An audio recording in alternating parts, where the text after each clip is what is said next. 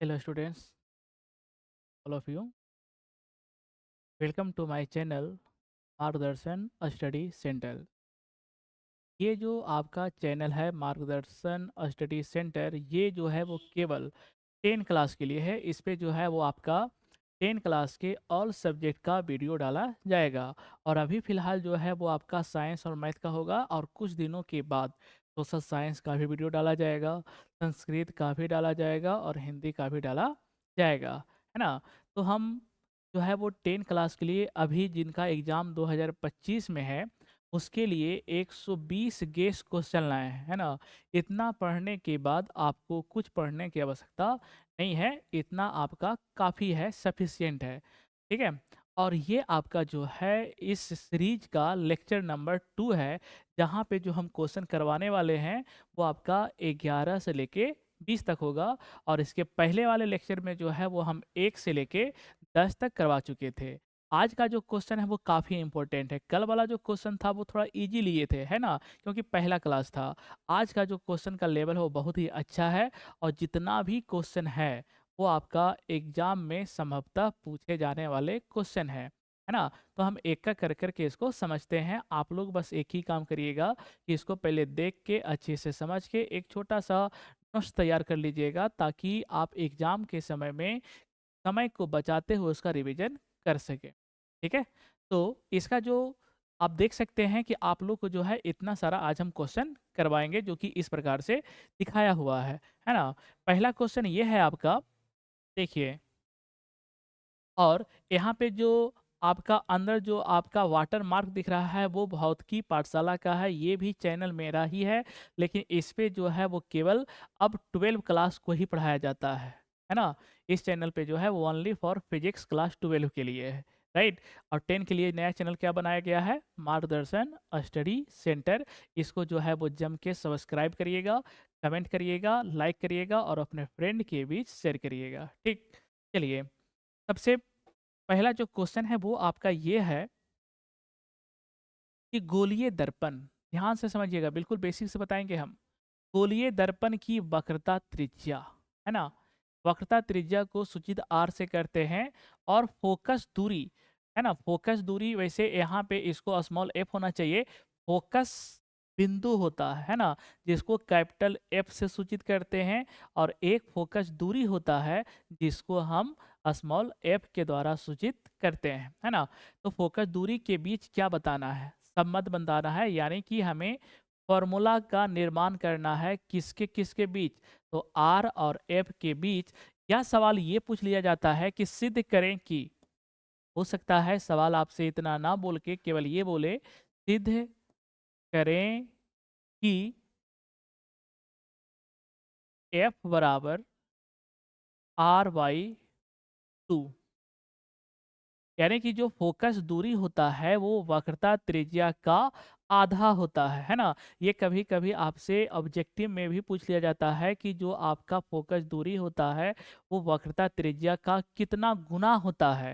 मेरा आंसर होगा आधा, है ना। अगर यही सवाल इस प्रकार से पूछे कि वक्रता त्रिज्या फोकस दूरी का कितना होता है, तो मेरा राइट आंसर होगा 2 गुना। इस बात को थोड़ा सा ध्यान में रखिएगा, ठीक।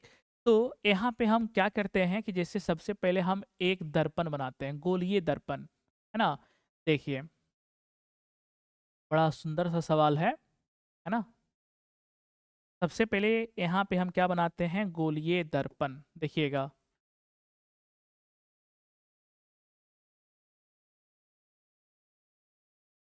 ये जो है वो आपका कौन सा दर्पण है, तो बोलेंगे भैया अवतल दर्पण है, क्योंकि इसका परावर्तक सतह जो है वो आपका धंसा हुआ है ना। यानी कि ये कौन सा दर्पण हुआ, अवतल दर्पण। हम उत्तल दर्पण में भी सिद्ध कर सकते हैं, लेकिन मेरे लिए आसान जो होता है वो होता है आपका अवतल दर्पण, ठीक है। इस अवतल दर्पण को हम मान लेते हैं एम एन। क्या मान लेते हैं, दिस इज द पॉइंट, ये वाला जो पॉइंट है इसका लास्ट वाला एम है, और इसके लास्ट वाला जो पॉइंट है वो आपका एन है। यानी कि अवतल दर्पण का नाम क्या रखा गया, एम एन। उसके बाद क्या करते हैं कि एक प्रधान अक्ष होता है, क्या होता है, एक प्रधान अक्ष होता है। और इस बिंदु को, दर्पण को जिस बिंदु पे काटता है उसको हम बोलते हैं ध्रुव यानी कि पोल। अब पोल को सूचित कैसे करते हैं? पी के द्वारा करते हैं। ठीक है। उसके बाद हर एक दर्पण का एक वक्रता त्रिज्या होता है। अगर गोल है तो इसका त्रिज्या होगा ही होगा, और इसके त्रिज्या को हम, ये जो आपका वक्रता केंद्र हुआ, इस वक्रता केंद्र को हम सूचित करते हैं आर के द्वारा। किसके द्वारा?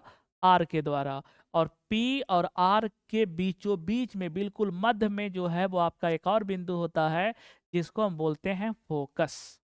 क्या बोलते हैं? फोकस या फोकस बिंदु। ठीक। तो बताइए कि यहाँ पे कौन सा बिंदु हुआ? P। यहाँ पे क्या होगा? R। और इसके बीचों बीच में जो है वो हम क्या रखेंगे? एफ रखेंगे। एफ का मतलब होता है फोकस, आर का मतलब होता है वक्रता केंद्र, है ना, और पी का मतलब होता है ध्रुव। ठीक। चलिए, अब हम क्या करते हैं कि यहाँ से मान लीजिए कि यहाँ पे कोई प्रकाश स्रोत है और यहाँ से एक किरण आ रही इस प्रकार से, बिल्कुल सीधा लेना है ना, और ये किरणें जो है वो यहाँ पे जाके टकरा रही है। अब बताइए कि ये जो किरण आ रही है इसका नाम देते हैं ए बी, और जो किरणें आती है ना उसको हम बोलते हैं आपतित किरण। आपतित किरण, बिल्कुल एकदम मजे से समझिएगा, है ना। अब बताओ कि यहाँ से टकराने के बाद ये कौन सा बिंदु से गुजरेगा? एफ से गुजरेगा कि आर से गुजरेगा? तो इसका एक नियम होता है कि जो किरणें प्रधान अक्ष के समांतर आती है वह परावर्तन के बाद हमेशा फोकस से होकर गुजरती है। कहाँ से होकर गुजरती है? फोकस से। यानी कि जो समांतर किरणें आ रही है, यहाँ पे परावर्तन हुआ, और ये कहाँ से गुजरेगा? तो सदैव फोकस से गुजरेगा भैया, यानी कि इस प्रकार से गुजरेगा।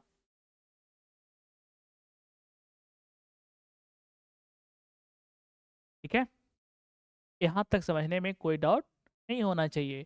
उसके बाद याद करिए, एक अभिलंब खींचा जाता है। क्या खींचा जाता है? अभिलंब। और अभिलंब जो है वो सदैव आपतन बिंदु से खींचा जाता है। कौन सा बिंदु से? आपतन बिंदु पर खींचा जाता है। यानी कि जहाँ पे आपतित किरण टकराती है उस बिंदु को हम क्या बोलते हैं? आपतन बिंदु। और आपतन बिंदु से जो अभिलंब खींचते हैं ना, वो सदैव वक्रता केंद्र से होके पास करता है। ये एक नियम है ना। तो यानी कि यहाँ से एक और किरण लेंगे जो कहाँ से जाके गुजरेगा? थोड़ा सा ऊपर चला गया है ना। सीधा कर लेते हैं। तो चलिए, ये क्या है? तो हम बोलेंगे भैया ये जो है वो आपका अभिलंब हुआ। ठीक है। अब देखो यहाँ पे होता क्या है, कोण की अगर हम बात करते हैं, किसका बात करते हैं? कोण का। देखिए, ये आपका हो गया अभिलंब। अगर ये बोले कि भैया ये क्या है, तो आप लोग बोलिएगा परावर्तित किरण।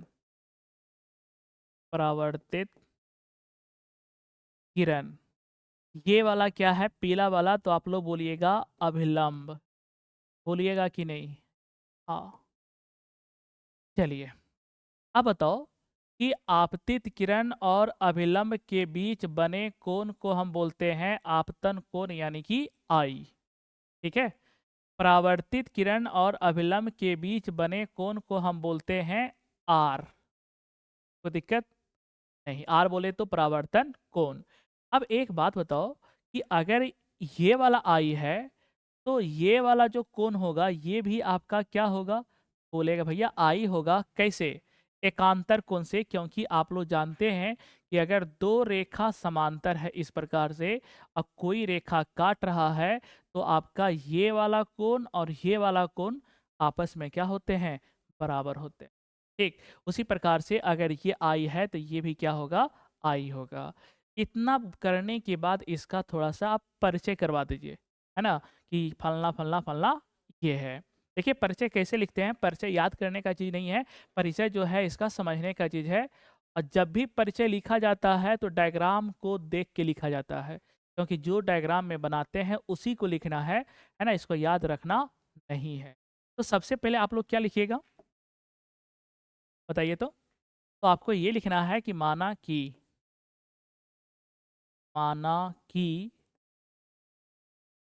एम एन एक अवतल दर्पण है। बिल्कुल सही बात है। जिसका ध्रुव जिसका ध्रुव क्या है भाई? पी कॉमा फोकस एफ तथा वक्रता केंद्र। एक में वक्रता केंद्र को भाई हम सी के द्वारा रिप्रेजेंट करते हैं, यहाँ पे सी लिख देना, है ना। वक्रता केंद्र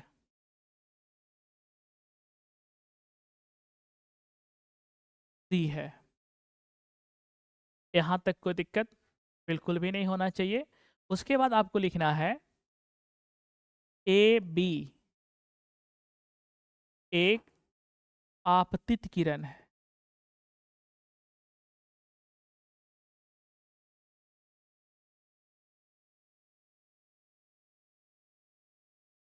ए बी जो है वो क्या है? वो आपका आपतित किरण है। और बी जो है वो आपका कौन सा बिंदु है? आपतन बिंदु है। आपतन बिंदु है। बिल्कुल इसका कथा लिखा गया। और कथा जो है वो हम याद करके नहीं लिखते हैं, कथा जो है वो हम डायग्राम को देख के लिखते हैं। ठीक। अब यहाँ पे लिखेंगे कि हम जानते हैं कि परावर्तन के नियम से ये वाला जो कोण है वो आई जो है, और ये वाला जो कोण है वो आपस में क्या होते हैं? बराबर होते हैं। तो अगर ये आई और आर बराबर है तो ये भी आई और आर क्या होगा? बराबर होगा। हाँ कि ना? ठीक है। तो यहाँ पे हम लिखेंगे परावर्तन के नियम से क्या लिखना है? हम जानते हैं कि, यहाँ पे लिखिएगा, हम जानते हैं कि, क्या जानते हैं भाई? परावर्तन के नियम से, परावर्तन के नियम से या परावर्तन के दूसरे नियम से, है ना, ये भी लिख सकते हैं। कोण आई जो है वो कोण आर के क्या होता है? बराबर होता है। ठीक है। अब देखिए इस चित्र को अगर हम ध्यान से देखते हैं, एक मिनट इधर, तो बताओ कि अगर हम एक त्रिभुज लेते हैं, ध्यान से देखिएगा, कौन सा त्रिभुज? इसको हम इस प्रकार से बताते हैं, ये वाला। कौन सा त्रिभुज? ये वाला।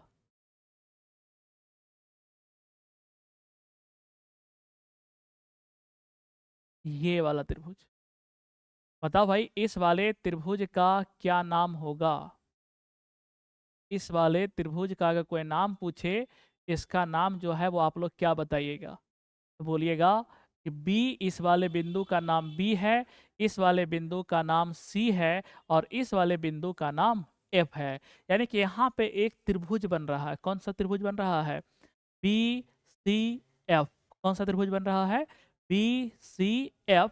और ये जो है बी सी एफ में अगर दो कोण बराबर है तो बताइए कि वो कौन सा त्रिभुज होगा? वो आपका होगा समद्विबाहु त्रिभुज। और समद्विबाहु त्रिभुज की जब दो भुजाएं बराबर होती है तो उसका दो कोण भी क्या होता है? बराबर होता है। कौन सा भुजा बराबर होता है? तो ये आई के सामने कौन भुजा है? इस आई के सामने है बी एफ, और इस आर के सामने है सी एफ। दोनों भुजा क्या होगा? बराबर होगा। ठीक। देखिए कौन सा त्रिभुज है? बी सी एफ में ट्रायंगल बी सी एफ एक कैसा त्रिभुज है? तो हम बोलेंगे समद्विबाहु त्रिभुज। समद्विबाहु त्रिभुज है। अगर समद्विबाहु त्रिभुज है तो समद्विबाहु का मतलब क्या होता है? कि इसका दो भुजा आपस में बराबर होगा। और दो भुजा कौन बराबर होगा? तो कोण के सामने वाली भुजाएं क्या होती है? बराबर होती है। तो यहाँ पे कोण के सामने वाला जो भुजा ऊपर था, आई के सामने क्या था? तो आई के सामने होगा बी एफ, और आर के सामने जो होगा वो होगा आपका C F. This is the equation number first. ठीक। उसके बाद हम यहीं पे कर देते हैं।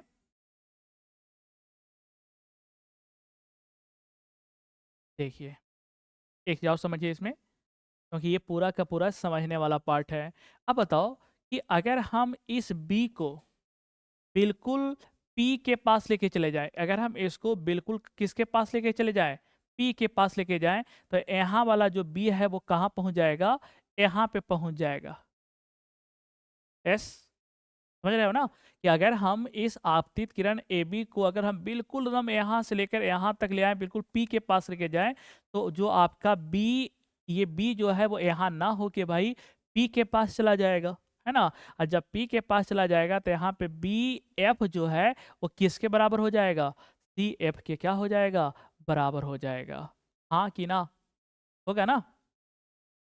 यहाँ पे जो है अगर बी यहाँ पे ले आते हैं तो बी और पी तो एक ही बिंदु पे हो जाएगा, तो पी एफ जो है वो एफ सी के क्या हो जाएगा, बराबर हो जाएगा। पक्का, क्या बोले हम, इस बी को कहाँ पे ले आना है, बिल्कुल इस प्रकार से जो आपतित किरण ये आ रहा है ना, इसको इस प्रकार हो, ये कोई जरूरी थोड़ी है कि इतना दूरी पे ही आएगा, हो सकता है ऊपर से आए, हो सकता है बिल्कुल इस प्रधान अक्ष से पास से आए। तो यहाँ से अगर हम यहाँ पे ले आते हैं तो बी यहाँ से कहाँ चला आएगा, पी के पास। अब ये जो आपका बी एफ है वो बराबर हो जाएगा पी एफ के, और ये बराबर हो जाएगा एफ सी के, है ना। तो यहाँ पे आपको लिखना ये है भाई,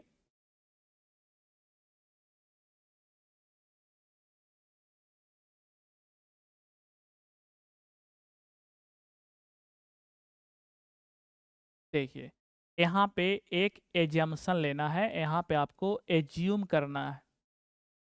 एज्यूम क्या करना है कि बिंदु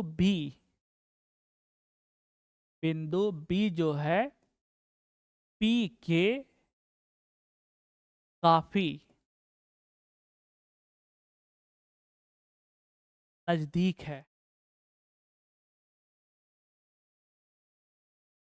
अगर ये नजदीक है तो जो आपका पी एफ होगा वो बराबर क्या हो जाएगा, सी एफ के या एफ सी के बराबर हो जाएगा, है ना। सी एफ बोलो चाहे एफ सी बोलो, दोनों बातें क्या है, बराबर है। This is the equation number second. अब जरा देखो पहला समीकरण हम क्या लिखे, तो देखिए तो पहला समीकरण क्या लिखे हैं, देखो बढ़िया से, पी एफ किसके बराबर है, सी एफ के। यहाँ पे पी एफ जो है वो किसके बराबर है, सी एफ के। तो अगर ध्यान से देखा जाए तो तीनों एक दूसरे के क्या है, बराबर है। अगर ध्यान से देखें तो जितना बी एफ है उतना सी एफ है, और उतना ही आपका क्या है, बताइए, सी एफ है, राइट। या तीनों आपस में क्या है, तो हम लिखेंगे भैया मेरे समीकरण एक और दो से, क्या लिखेंगे, समीकरण एक और दो से, क्या लिखेंगे, समीकरण एक और दो से, यानी कि जो आपका बी एफ है वो बराबर हो जाएगा सी एफ के, और ये बराबर हो जाएगा पी एफ के। ये तीनों आपस में क्या हो जाएगा, बराबर हो जाएगा। ठीक है, अब थोड़ा सा डायग्राम को फिर से देखते हैं,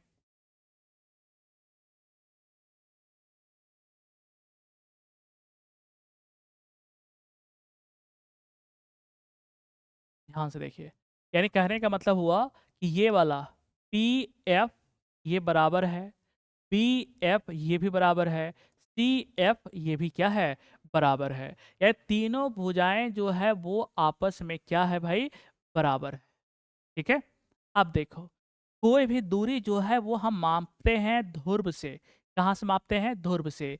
यानी कि ये आपका ध्रुव हुआ, ध्रुव से लेके फोकस के बीच की दूरी को बोलते हैं फोकस दूरी, यानी कि स्मॉल एफ। ठीक, ये आपका वक्रता केंद्र है, वक्रता केंद्र से लेके ये जो आपका ध्रुव है इसके बीच की दूरी को बोलते हैं वक्रता त्रिज्या, यानी कि आर। ठीक है, तो कोई भी दूरी हम कहाँ से मापते हैं, पोल से। पोल से लेके फोकस के बीच की दूरी को क्या बोलते हैं? फोकस दूरी। पोल और वक्रता केंद्र के बीच की दूरी को क्या बोलते हैं? वक्रता त्रिज्या। क्या यहाँ तक बातें समझ में आया? पक्का? चलिए,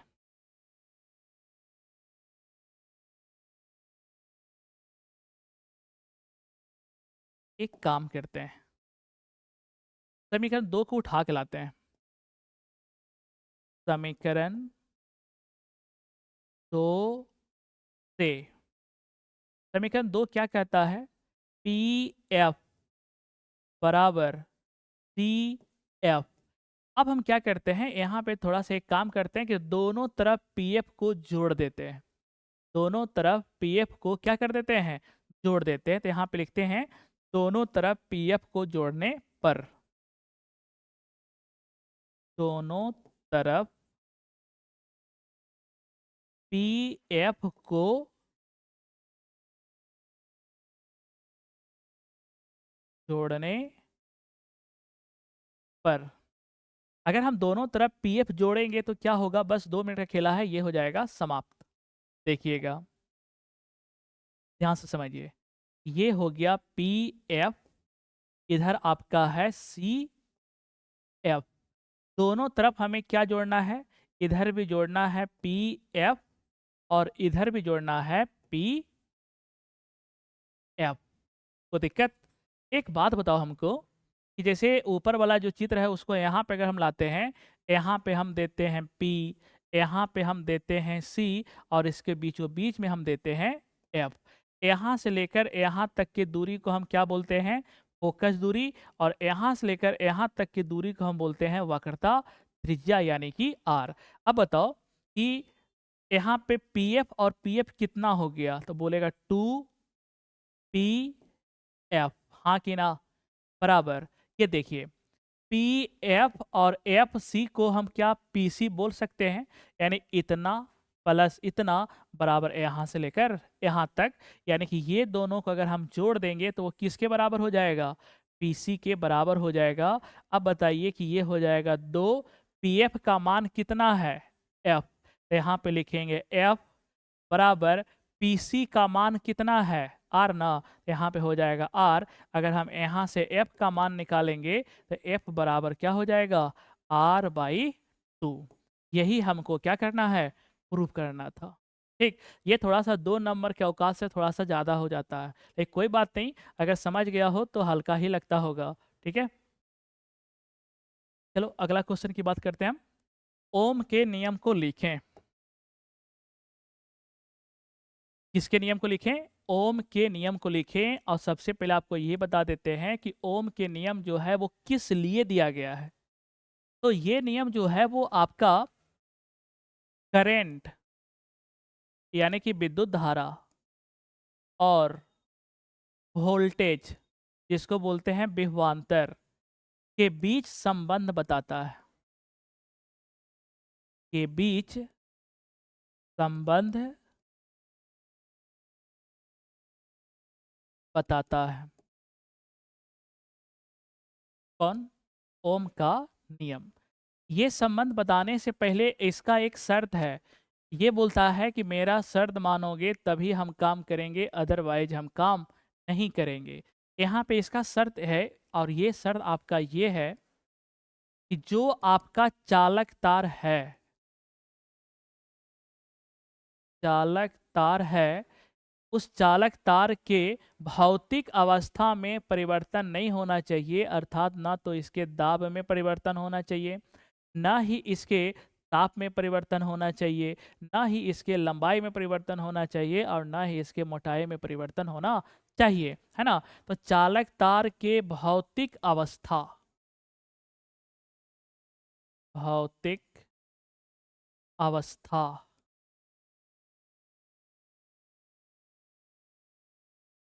ताप, कॉमा, ताप, ईटीसी लिख देते हैं ना, में परिवर्तन नहीं होना चाहिए, में परिवर्तन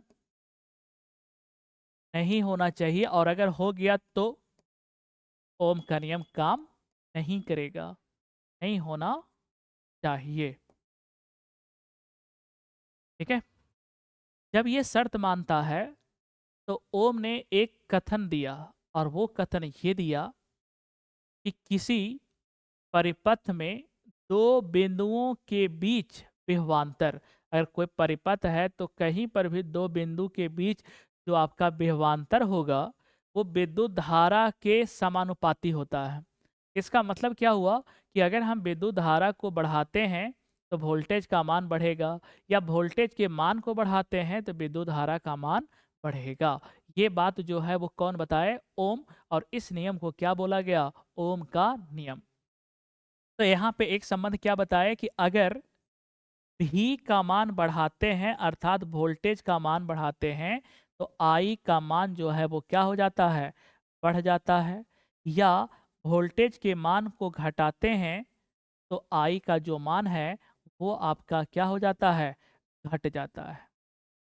यानी कहने का मतलब ये हुआ कि कहीं न कहीं आई जो है वो डिपेंड किस पे कर रहा है? भी पे। और अगर भी बढ़ेगा और तो आई भी बढ़ेगा, और भी घटेगा तो आई भी घटेगा। उसको हम बोलते हैं समानुपाती। क्या बोलते हैं? समानुपाती। यानी कि भी जो है वो आपका समानुपाती किसका हो गया? आई का। राइट। अगर हम इस समानुपाती को बराबर में कन्वर्ट करते हैं तो कोई कांस्टेंट से गुना करते हैं, तो भी बराबर जो है अगर हम इसको बराबर करते हैं तो वो कांस्टेंट जो है वो आपका होता है आर, और ये आपका हो गया आई। इसलिए भी बराबर एक फेमस फार्मूला आपके चैप्टर में है, भी बराबर I into R. This is the very very important formula for your examination. भी is equal to I into R, जहाँ पे भी को वोल्टेज कहते हैं, आई को करंट कहते हैं, और आर को प्रतिरोध कहते हैं। ठीक है। चलिए, अब हम जैसे एग्जाम में अगर आएगा तो इस प्रकार से तो लिखेंगे नहीं, उसको बिल्कुल अच्छे से व्यवस्थित करके लिखेंगे। और देखिए अगर एग्जाम में आता है तो आप कैसे इसको लिखिएगा। देखिए,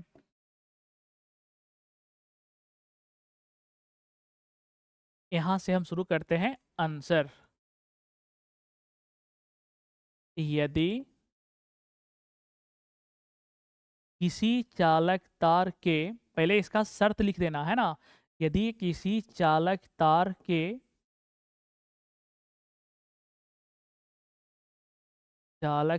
के भौतिक अवस्था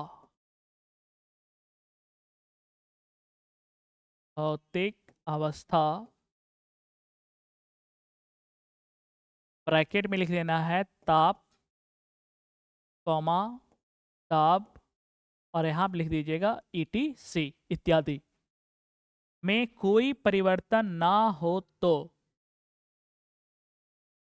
में कोई परिवर्तन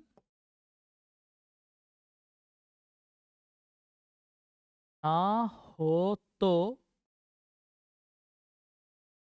दो बिंदुओं के बीच विभवांतर ना हो तो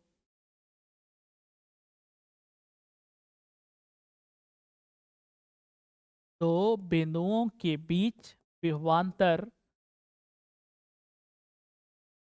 दो बिंदुओं के बीच विभवांतर, विभवांतर को हम इंग्लिश में बोलते हैं वोल्टेज, है ना।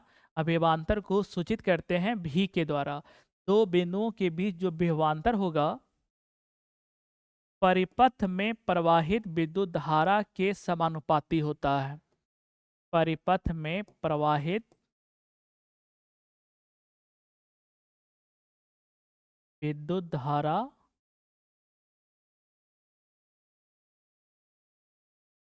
विद्युत धारा को सूचित कैसे करते हैं? आई के द्वारा।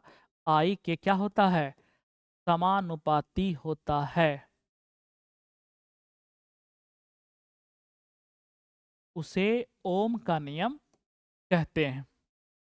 उसे किसका नियम कहते हैं भाई? ओम का नियम कहते हैं।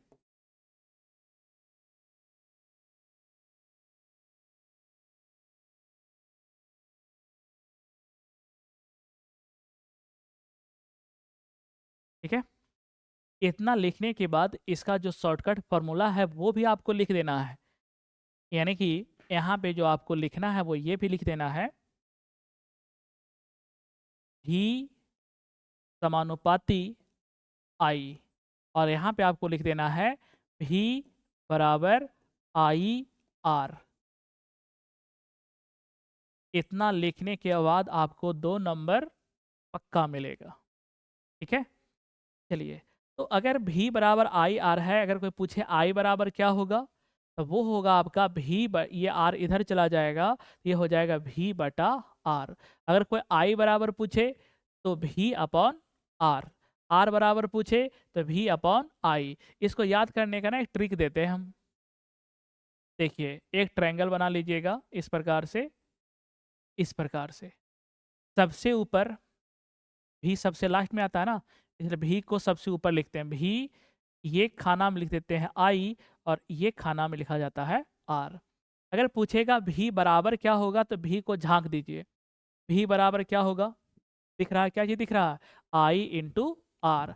तो पूछेगा आई बराबर क्या होगा, देखिए भी बटा आर। तो पूछेगा आर बराबर क्या होगा, भी बटा आई। ठीक है, तो ये फॉर्मूला याद रखने का एक छोटा सा ट्रिक है।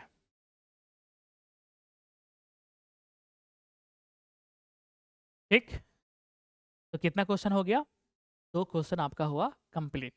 जो भी क्वेश्चन होगा तो बिल्कुल अच्छा वाला क्वेश्चन होगा, है ना, इसको स्किप बिल्कुल भी नहीं करना है। ठीक, चलिए अब देखिए, बड़ा सुंदर सा क्वेश्चन है, बड़ा प्यारा सा क्वेश्चन है कि विद्युत फ्यूज क्या है। कौन सा फ्यूज, विद्युत फ्यूज क्या है। आप लोग देखा होगा कि जितना भी आपका लाइन पे चलने वाला डिवाइस है, लाइक टीवी हुआ, जो भी बढ़िया बढ़िया डिवाइस है महंगा महंगा, उसमें फ्यूज लगा होता है। पता है क्यों, क्योंकि कभी कभी वोल्टेज या करंट का मान बढ़ जाने से ना, वो टीवी उड़ने की संभावना होता है। उस टीवी को उड़ने से बचाता कौन है, तो बोलते हैं भैया वो बचाता है फ्यूज। फ्यूज अपने आप को उड़ जाता है और टीवी के जो सर्किट होता है ना, उसको जलने से या उड़ने से बचा लेता है। अर्थात अगर देखा जाए तो विद्युत फ्यूज जो है वो एक सुरक्षा प्रदान करता है ना। किसको सुरक्षा प्रदान करता है, तो विद्युत मशीन को, है ना, विद्युत पे चलने वाली मशीन को सुरक्षा प्रदान करता है कौन, विद्युत फ्यूज। कैसा सुरक्षा, तो हम बोलेंगे भाई इसको जलने से या उड़ने से बचाता है कौन, विद्युत फ्यूज। ठीक, तो अगर देखा जाए तो ये विद्युत फ्यूज जो है वो एक प्रकार का सुरक्षात्मक अवयव है।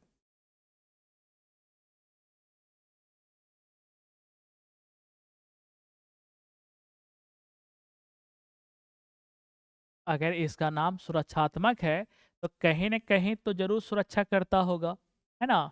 तो कैसा सुरक्षा करता है, तो हम बोलेंगे भैया अगर कभी परिपथ में, परिपथ का मतलब होता है सर्किट, जो हम लोग का जो वायरिंग देखते हो ना, उसी को हम बोलते हैं परिपथ।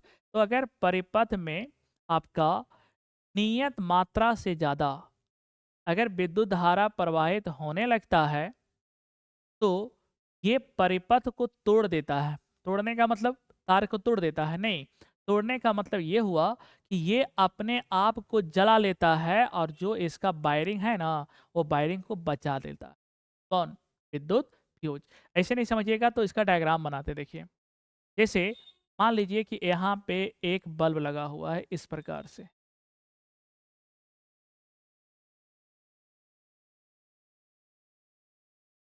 यहाँ पे जो है वो आपका फ्यूज लगा हुआ है।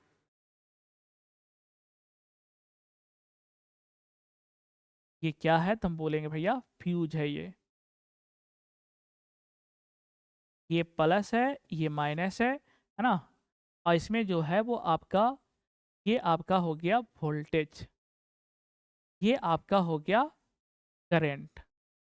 तो ये जो दिख रहा है ना, ये रास्ता जो दिख रहा है, ये वाला जो दिख रहा है, ये वाला, इसी को बोलते हैं परिपथ। क्या है ये परिपथ। अब परिपथ में विद्युत धारा तब बहता है जब परिपथ पूरे तरीके से बंद होता है तब। अगर हम यहाँ पे हम तोड़ दें, यहाँ पे हम मिटा देते हैं, तो वो परिपथ कहला जाता है ओपन सर्किट, खुला परिपथ। और खुला परिपथ में कभी भी विद्युत धारा का प्रवाह नहीं होता है। ठीक, तो अगर मान लीजिए कि यहाँ पे वोल्टेज को हम बढ़ा दिए, वोल्टेज को एक निश्चित मात्रा से ज़्यादा हम क्या कर दिए, बढ़ा दिए। जैसे स्टेबलाइजर देखे हो ना, स्टेबलाइजर से वोल्टेज को क्या कर दिए, बढ़ा दिए। तो अगर वोल्टेज बढ़ा देंगे तो जाहिर सी बात है कि करंट का मान भी क्या होगा, बढ़ जाएगा।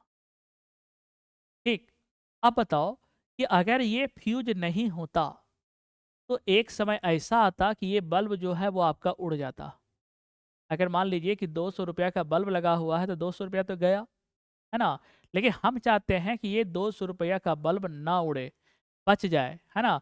इसके लिए हम क्या करते हैं कि हम अपने परिपथ में एक फ्यूज लगा देते हैं। क्या लगा देते हैं? फ्यूज। और इसी को हम बोलते हैं विद्युत फ्यूज। देखना ध्यान से, इसी को हम क्या बोलते हैं? विद्युत फ्यूज। विद्युत फ्यूज। इसका काम क्या है? इसका दो गुण होता है। इसका जो प्रतिरोध होता है ना, प्रतिरोध यानी कि विद्युत धारा को विरोध करने का जो क्षमता होता है वो उच्च होता है, उच्च होता है। और इसका जो गलनांक होता है ना, यानी गलने का जो क्षमता होता है वो निम्न होता है। गलनांक इसका कैसा होता है? तो हम बोलेंगे भैया निम्न होता है। ठीक, ये जो फ्यूज है वो पता है क्या चीज का बना होता है? लेड प्लस टीन का। Lead plus tin. ये बहुत बार ऑब्जेक्टिव में पूछा गया है कि विद्युत फ्यूज जो है वो किसका बना होता है या कौन सा मिश्र धातु का बना होता है। तो आपका आंसर होना चाहिए लेड प्लस टीन या सीसा प्लस टीन, या इसका संकेत दे दिया जाता है पीबी प्लस एसएन। तो ये ऐसे मटेरियल का बना होता है जिसका प्रतिरोध क्या होता है, उच्च होता है। और इसका जो गलनांक होता है वो कैसा होता है, निम्न होता है। तो अब जैसे ही विद्युत धारा का मान बढ़ा, ये फ्यूज जो है वो अपने हद तक ये बर्दाश्त करेगा, है ना? अगर उससे भी ज़्यादा अगर विद्युत धारा दे दिए तो अब कहता है कि भैया अब हमसे कंट्रोल नहीं होगा, अब हम अपने आप को सुसाइड कर लेंगे और हम अपने परिपथ को बचा लेंगे। तो उसी प्रकार से जब ये विद्युत धारा का मान पूरा बढ़ जाता है तो ये अपने आप को उड़ा लेता है। जैसे ही उड़ा, ये परिपथ जो आपका बंद था ये आपका खुल गया, और जैसे ही खुलेगा तो वहाँ पे आपका विद्युत धारा का प्रवाहित होना बंद हो जाएगा। और जैसे ही बंद होगा ये बल्ब जो है वो आपका क्या हो जाएगा, बच जाएगा, यानी कि सेव हो जाएगा। तो क्या ये बल्ब उड़ा? नहीं ना। ये आपका फ्यूज उड़ गया, लेकिन ये बल्ब को उड़ने नहीं दिया। और फ्यूज अगर उड़ भी गया तो मार्केट में ये 3 से 4 रुपये का आते हैं, मैक्सिमम 10 रुपये का आते हैं, है ना? यानी कि 200 रुपये को बचाने के लिए अगर हम 10 रुपये लगा भी दिए, कोई बड़ा चीज, ठीक है? तो इतना चीज जो है वो हम किसके बारे में बताए, विद्युत फ्यूज के बारे में बताए। लेकिन परिभाषा में हमको इतना लिखना नहीं है। परिभाषा अगर पूछेगा तो हमें परिभाषा ही लिखना है, ज़्यादा लिखने की आवश्यकता नहीं है। ये हम इसलिए बता दिए ताकि आपको इससे संबंधित ऑब्जेक्टिव सवाल भी बन जाए। ठीक, तो अगर कोई पूछे कि विद्युत फ्यूज क्या है तो हम क्या बोलेंगे? वैसा सुरक्षात्मक अवयव। क्या बोलना है? वैसा सुरक्षात्मक अवयव जो परिपथ में नियत मात्रा से अधिक विद्युत धारा प्रवाहित होने पर ये परिपथ को तोड़ देता है ना? और उस परिपथ में लगे विद्युत अवयव को बचा देता है, उसे विद्युत फ्यूज कहते हैं। ठीक है, फिर से एक बार और बोल देते हैं। वैसा सुरक्षात्मक अवयव जो परिपथ में नियत मात्रा से अधिक विद्युत धारा प्रवाहित होने पर यह परिपथ को तोड़ देता है और विद्युत अवयव को बचा लेता है, उसे विद्युत फ्यूज कहते हैं। विद्युत अवयव का मतलब कौन हो गया? ये बल्ब, बल्ब हो गया या टीवी हो गया, ये सब जो है वो आपका क्या है, विद्युत का अवयव है। तो क्या इसका परिभाषा लिखा जाए? इसका परिभाषा हम यहाँ पे लिख देते हैं।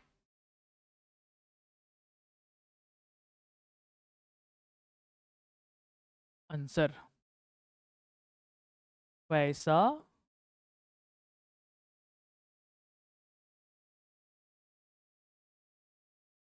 सुरक्षात्मक अवयव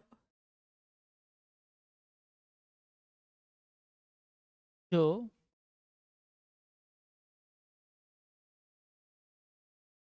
परिपथ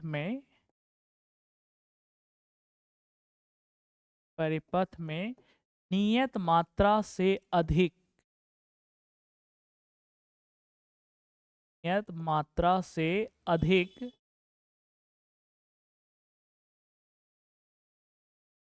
विद्युत धारा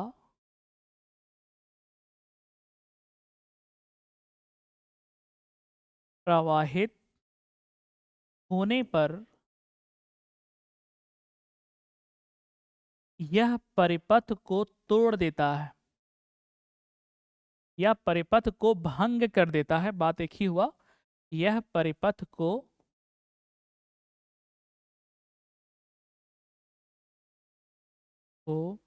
भंग कर देता है,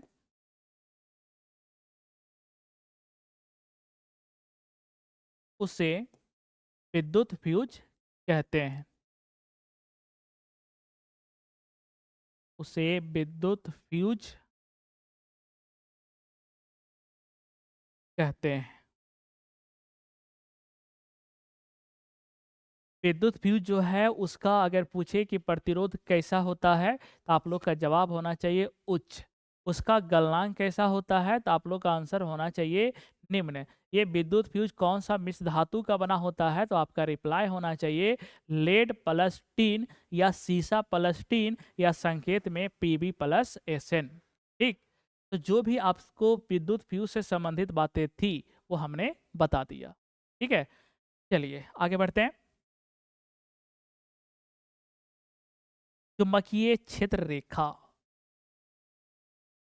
चुंबकीय रेखा बोलिए या चुंबकीय क्षेत्र रेखा बोलिए, उसका क्या बताना है भाई? गुण। तो सबसे पहले तो आप ये समझिए कि चुंबकीय रेखा या चुंबकीय क्षेत्र रेखा होता क्या है।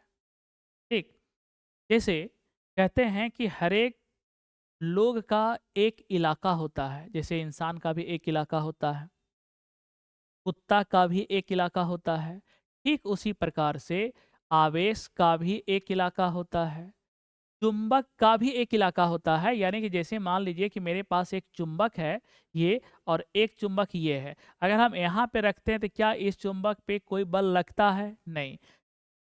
जब हम इसको पास लाते हैं तो देखते हैं कि इस पे आकर्षण का अनुभव हो रहा है या विकर्षण का अनुभव हो रहा है। इसका मतलब ये हुआ कि ये चुंबक इसके इलाका में आ गया है। जब तक इसके इलाका से बाहर था तो इस पे कोई भी आकर्षण विकर्षण बल का अनुभव नहीं हो रहा था। जैसे ही इसके इलाका में ये प्रवेश किया कि इसके ऊपर आकर्षण और विकर्षण का अनुभव होने लगा। यानी कि इलाका, किसका इलाका भाई? चुंबक का इलाका। चुंबक के इलाका को हम बोलते हैं चुंबकीय क्षेत्र। और ये क्षेत्र का जो निर्माण होता है ना, वो होता है चुंबकीय रेखाओं से या चुंबकीय क्षेत्र रेखाओं से। अगर आपके एग्जाम में आ जाए चुंबक रेखा, तब पर भी आंसर यही लिखना है, या एग्जाम में आ जाए चुंबकीय क्षेत्र रेखा का गुण लिखिए, फिर भी आपको एग्जाम में यही लिखना है। तो सबसे पहले आपको बता देते हैं कि ये जो है वो आपका एक काल्पनिक रेखा होता है। काल्पनिक रेखा होता है। यानी ये हमको रेखा दिखता नहीं है कि ये रेखा कैसा है, इसलिए हम इसको कौन सा रेखा का नाम दिए? काल्पनिक रेखा। ठीक है, दूसरी बात, ये रेखा जो है वो किसका निर्माण करता है? तो हम बोलेंगे भैया चुंबकीय रेखा जो है वो चुंबकीय क्षेत्र का निर्माण करता है। चुंबकीय क्षेत्र का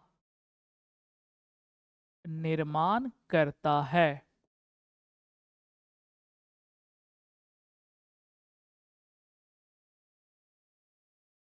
और ये चुंबकीय क्षेत्र का मतलब हुआ चुंबक का इलाका।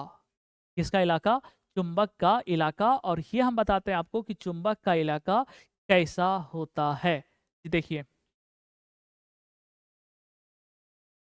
ये आपका हो गया चुंबक।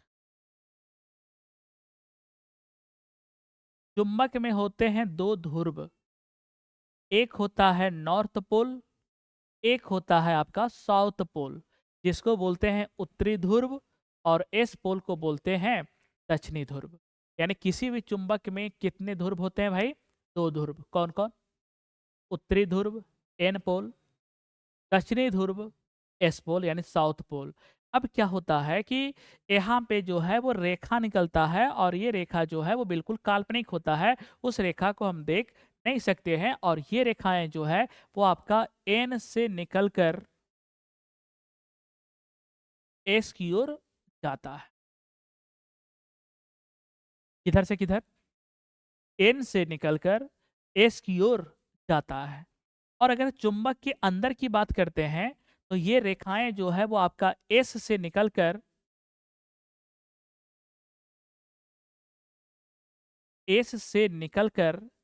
एन की ओर आता है। तो यहाँ पे दो चीज आपको देखना है। अगर हम बाहर की बात करते हैं, चुंबक के बाहर की बात करते हैं, तो एन से निकल के एस की ओर जाता है।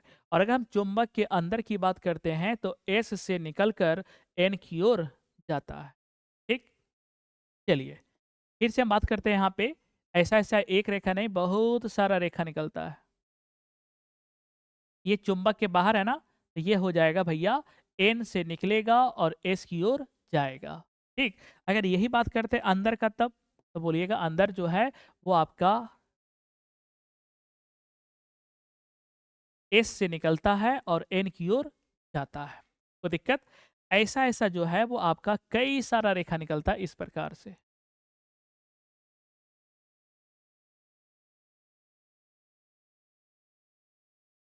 इस प्रकार से, है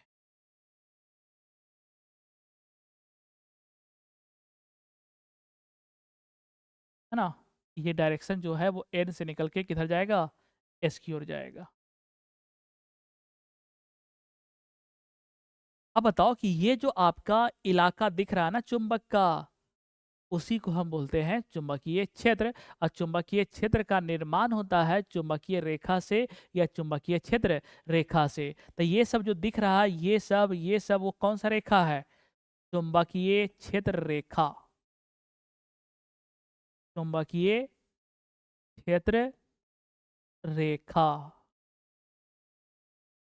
ठीक, और ये जो इलाका दिख रहा है आपको, ये पूरा इलाका दिख रहा है, इसको हम बोलते हैं चुंबकीय क्षेत्र। चुंबकीय क्षेत्र। ये जो दिख रहा है वो क्या दिख रहा है? हम बोलेंगे भैया चुंबकीय क्षेत्र। सबसे ज्यादा भीड़ भाड़ जो है वो आपको यहाँ पे दिख रहा होगा, यहाँ पे, यहाँ पे और यहाँ पे। जहाँ पे ज्यादा भीड़ भाड़ होता है वहाँ पे ताकत जो है वो भी क्या होता है? ज्यादा होता है। तो सबसे ज्यादा चुंबक पे ताकत कहाँ पे होता है? तो हम बोलेंगे भाई मेरे ध्रुव पे होता है, क्योंकि वहाँ पे चुंबकीय क्षेत्र रेखा का घनत्व सबसे ज़्यादा होता है। जहाँ पे चुंबकीय क्षेत्र रेखा का घनत्व सबसे ज़्यादा होगा, वहाँ पे ताकत भी सबसे ज़्यादा होगा। और सबसे ज़्यादा चुंबकीय क्षेत्र रेखा घनत्व कहाँ पे होता है? तो हम बोलेंगे ध्रुव पर होता है भैया। ठीक है, तो इसी को देखते हुए हम इसका गुण लिखने वाले हैं। और इसका गुण जो है एग्जाम में 2 पूछा जाता है, लेकिन हम 4 से 5 बताएंगे। अगर 2-3 भूल भी गए तो 2 आराम से लिखा जाएगा। ठीक, सबसे पहला गुण कि यह रेखाएं जो होती है वो काल्पनिक होती है। लिखा हुआ भी दिख रहा होगा, कैसा होती है? काल्पनिक। एक पॉइंट हुआ। दूसरा पॉइंट में लिखना है कि ये रेखाएं चुंबक के बाहर एन ध्रुव से निकलती है और एस ध्रुव की ओर जाती है। राइट। तीसरा पॉइंट लिखना है कि यह रेखाएं चुंबक के अंदर एस ध्रुव से निकलती है और एन ध्रुव की ओर आती है। अब बताओ, चौथा पॉइंट ये लिखना है आपको कि ये जो है वो एक बंद रास्ता का निर्माण करता है। देखिए ना, ये वाला देखिए,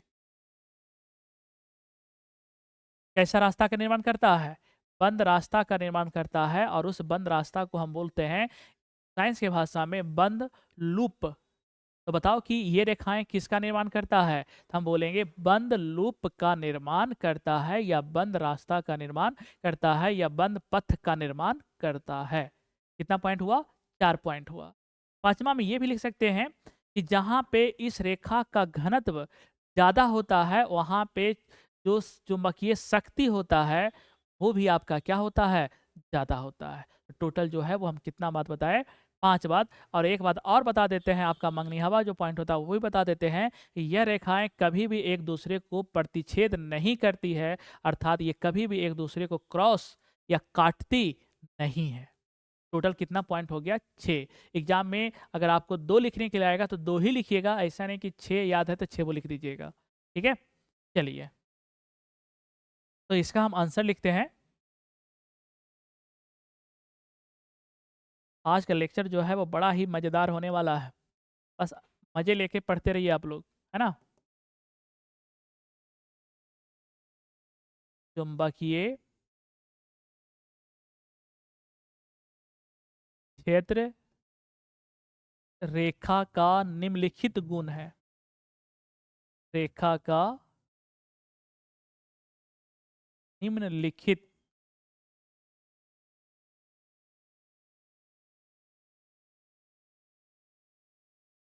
गुण है।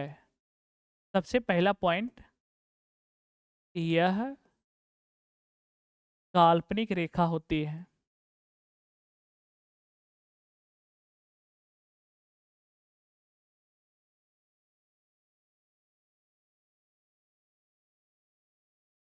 दूसरा पॉइंट हम लिखेंगे, यह रेखाएं चुंबक के बाहर, यह रेखाएं चुंबक के बाहर एन ध्रुव से निकलकर एस ध्रुव की ओर जाती है। एन ध्रुव से निकलकर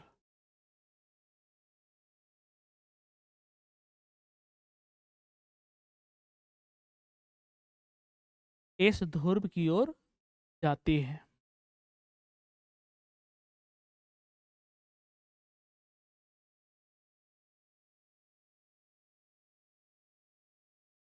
तीसरा पॉइंट आपको लिखना है कि यह रेखाएं चुंबक के अंदर, ये बाहर था ना, अब हम बात करते हैं चुंबक के अंदर, है ना। यह रेखाएं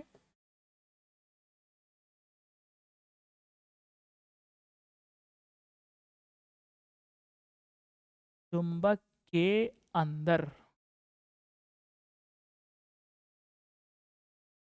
एस ध्रुव से निकलकर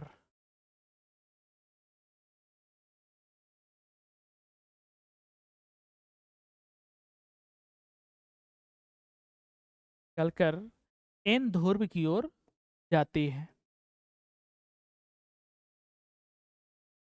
की ओर जाती है। 2 पॉइंट अभी और लिखना है ना। चौथा पॉइंट आपको लिखना है, यह बंद लूप का निर्माण करता है, या बंद पथ का निर्माण करता है। और पांचवा पॉइंट आपको बता देते हैं कि ये रेखाएं एक दूसरे को प्रतिच्छेद नहीं करती है। ये रेखाएं एक दूसरे को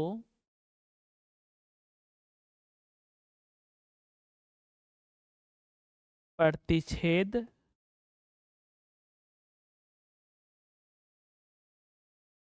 नहीं करती है। बस आपको एग्जाम में लिख देना है। ठीक, चलिए अगला सवाल की हम बात करते हैं। टोटल 4 सवाल हुआ, ये आपका 5वां है। कह रहा है कि मैक्सवेल के दक्षिण हस्त नियम को लिखें। किसका? मैक्सवेल के दक्षिण हस्त के नियम को लिखें। ये जो आपका सवाल है वो आपका यूनिट नंबर 5 का सवाल है, जिसका नाम है विद्युत धारा का चुंबकीय प्रभाव। उससे ये सवाल लिया गया है ना। वहाँ पे 3 नियम आपको पढ़ना है। एक मैक्सवेल का दक्षिण हस्त नियम, एक फ्लेमिंग के बाएं हाथ का नियम, और एक फ्लेमिंग के दाएं हाथ का। ठीक है, चलिए तो यहाँ पे जो है वो आपका मैक्सवेल का पूछा गया है। सबसे पहले आपको ये बता दें कि ये नियम जो है वो क्या बताता है। तो सबसे पहला आंसर होगा भैया दिशा बताता है। ये जो नियम है वो क्या बताता है? दिशा।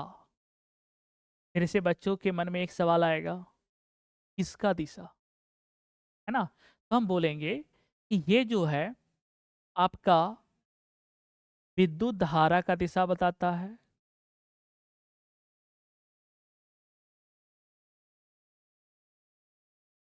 का दिशा या चुंबकीय क्षेत्र की दिशा। चुंबकीय क्षेत्र की दिशा, जिसको हम बोलते हैं चुंबकीय क्षेत्र के तीव्रता का भी दिशा बोल सकते हैं, कोई दिक्कत नहीं है। तीव्रता की दिशा। तो अगर हम चुंबकीय क्षेत्र भी बोलेंगे तब पर भी चलेगा, और चुंबकीय क्षेत्र की तीव्रता भी बोलेंगे तब पर भी चलेगा, लेकिन थोड़ा सा अंतर है, ये क्लास 12 में अच्छे से डिफ्रेंशिएट हो जाता है। ठीक, चलिए। तो बताओ कि मैक्सवेल का जो दक्षिण हस्त नियम है, इसको हम मैक्सवेल के द से दक्षिण या द से दाएं हाथ का नियम भी कहते हैं। ठीक है? अगर एग्जाम में आ जाए कि दाएं हाथ का नियम लिखें तो कंफ्यूज नहीं होना है। द से दक्षिण और द से दाएं, इस बात को दिमाग में याद रखना है। ठीक, चलो। तो बताओ कि ये नियम जो है वो क्या बताता है? तो मेरे माइंड में सेट हो गया भैया, क्या बताता है? दिशा। किसका दिशा? अगर विद्युत धारा का दिशा पता है, अगर इसका दिशा पहले से मालूम है तो इसकी मदद से हम इसका दिशा निकाल लेंगे, या इसका दिशा हमें पहले से मालूम है तो इसकी मदद से हम इसका दिशा निकाल लेंगे। यानी कि दोनों में से अगर किसी एक का डायरेक्शन पता हो तो हम दूसरे का डायरेक्शन आसानी से पता कर सकते हैं with the help of Maxwell के दक्षिण नियम से। आधा हिंदी और आधा इंग्लिश, ठीक है। चलिए, अब ये नियम कहता क्या है इस बात को तो सुनिए। जैसे ये नियम आपको ये कहता है कि एक तार है और इसमें विद्युत धारा, मान लीजिए कि ये आपका चालक तार है और इसमें नीचे से ऊपर विद्युत धारा प्रवाहित हो सकता है या ऊपर से नीचे विद्युत धारा का प्रवाहित हो सकता है, हाँ कि ना? हो सकता है कि नहीं? नीचे से भी विद्युत धारा जा सकता है ऐसे, और ऊपर से भी विद्युत धारा आ सकता है ऐसे। तो चुंबकीय क्षेत्र का डायरेक्शन किधर होगा भाई? ये चुंबकीय क्षेत्र का जो दिशा बताएगा वो कौन सा नियम बताएगा? तो हम बोलेंगे मैक्सवेल के दक्षिण हस्त नियम बताएगा। ठीक है, चलो समझते हैं।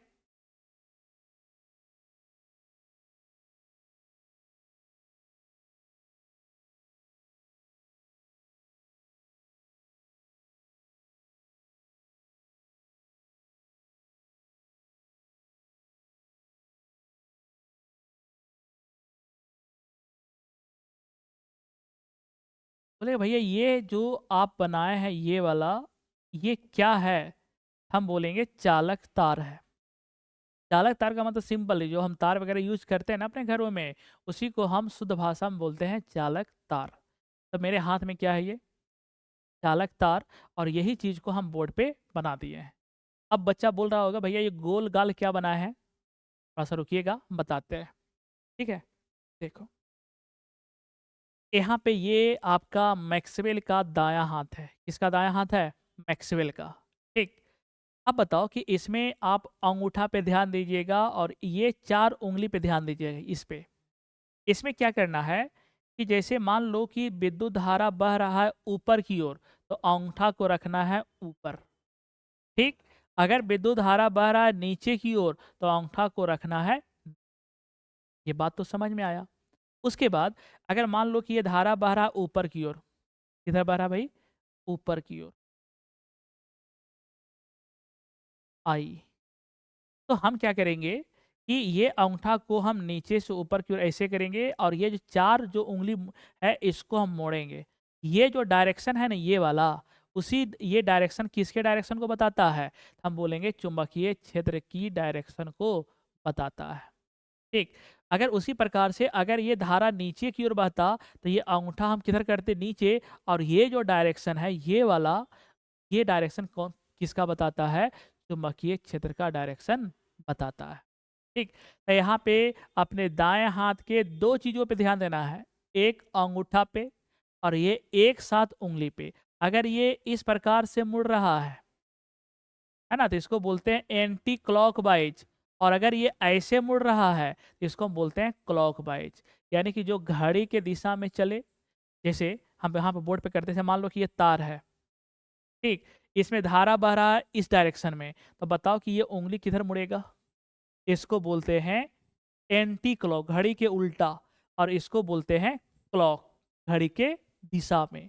तो चुंबकीय क्षेत्र का जो दिशा होता है ना, वो दो गो होता है। एक होता है क्लॉकवाइज, क्लॉकवाइज डायरेक्शन, और एक होता है एंटी क्लॉकवाइज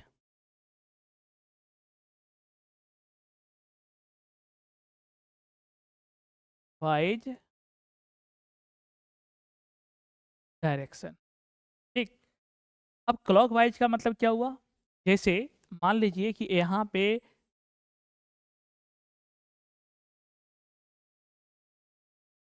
क्लॉकवाइज का मतलब क्या हुआ भैया, जरा बताइए तो बोलेंगे क्लॉकवाइज का मतलब हुआ घड़ी के दिशा में। घड़ी ऐसे चलती है ना, इस प्रकार से। तो अगर ये वाला डायरेक्शन है, ये वाला, उसको हम बोलते हैं क्लॉकवाइज। कौन सा वाइज? क्लॉकवाइज। अगर इसी में डायरेक्शन उल्टा कर दिया जाए इस प्रकार से, इसको हम बोलते हैं एंटी क्लॉकवाइज। यानी कि घड़ी के उल्टा दिशा में चल रहा है। घड़ी कैसे चलता है? इस प्रकार से ना, इस प्रकार से। तो ये आपका हो गया क्लॉकवाइज, है ना। अगर ये इस प्रकार से चलेगा तो इसको हम बोलते हैं एंटी क्लॉकवाइज, ठीक। तो बताइए कि यहाँ पे जो डायरेक्शन होगा वो क्या होगा, जरा बताइए तो बोलेंगे भैया ये बताइए कि विद्युत धारा कैसे बह रहा है ऊपर की ओर ना, तो बताओ कि ये जो है वो आपका किधर जा रहा है? अंदर की ओर, और इस प्रकार से, यानी उल्टा। तो यहाँ पे विद्युत धारा का जो डायरेक्शन होगा वो कुछ ऐसा होगा।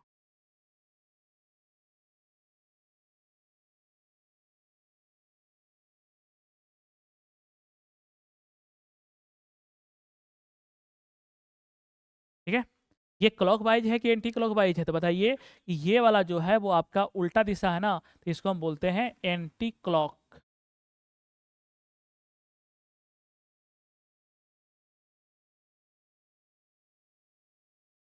तो इतना सा बात समझ में आया होगा, और अगर अच्छे से समझ में आया होगा तो ये काम जो है वो क्लॉकवाइज एंटी क्लॉकवाइज जो है वो खुद से करके अपना पता कर सकते हैं कि कौन क्लॉकवाइज हुआ और कौन एंटी क्लॉकवाइज हुआ, है ना। ये वाला कौन सा वाइज हुआ? ये वाला हम बोलेंगे भैया क्लॉकवाइज। ये वाला कौन सा वाइज हुआ? उल्टा है ना, एंटी क्लॉकवाइज। अगर विद्युत धारा ऊपर जा रहा था, अंगूठा को ऊपर रखिएगा। अगर नीचे जाएगा तो अंगूठा को नीचे रखिएगा, ठीक।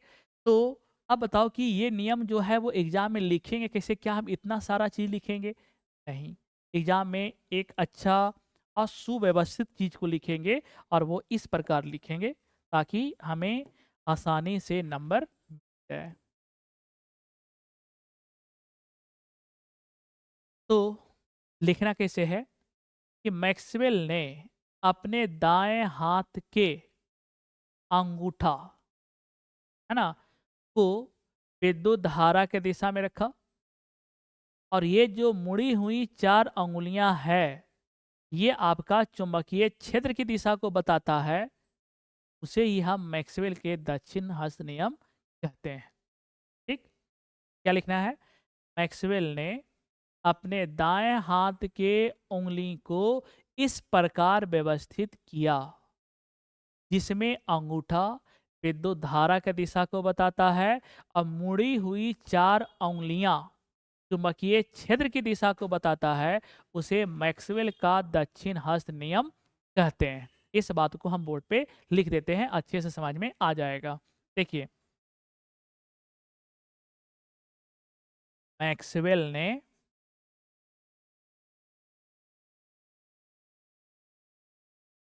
दाएं हाथ के दाएं हाथ के अंगुलियों को, टोटल कितना उंगली होता है? पांच ना। उंगलियों को इस प्रकार व्यवस्थित किया कि इस प्रकार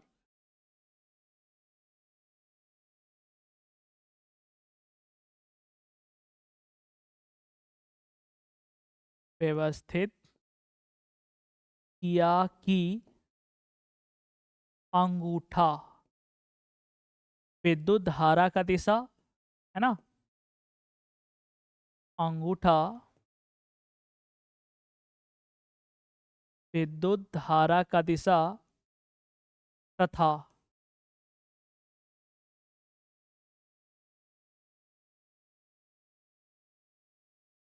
मुड़ी हुई चार उंगलियां, मुड़ी हुई चार उंगलियां चुंबकीय क्षेत्र की दिशा को बताता है।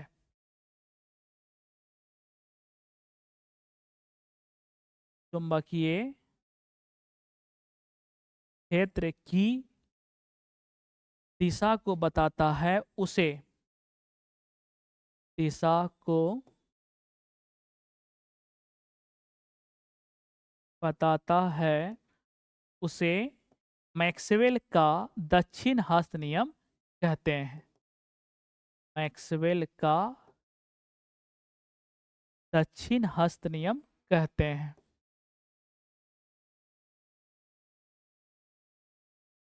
हस्त नियम कहते हैं। ठीक है, बस आपको एग्जाम में यहाँ से लेकर यहाँ तक क्या कर देना है, लिख देना है, और इसको समझने के लिए ऊपर हमने समझा दिया। ठीक, अगला सवाल जो है वो आपका क्या कहता है, सॉरी, क्या कहता है कि अतिभारण से आप क्या समझते हैं। अतिभारण, जिसको इंग्लिश में बोलते हैं ओवरलोडिंग।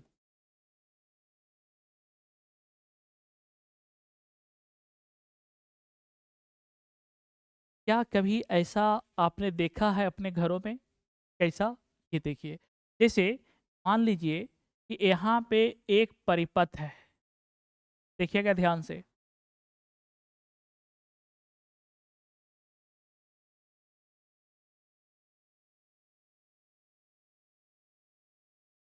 ठीक है, अब जो है यहाँ पे कुछ सामग्री लगा देते हैं भाई। जैसे मान लो कि यहाँ पे जो है वो आपका टीवी लगा हुआ है सपोज। ठीक है, और यहाँ से जो है वो आपका विद्युत धारा प्रवाहित हो रहा है, आई, टीवी चल रहा है, कोई दिक्कत नहीं है।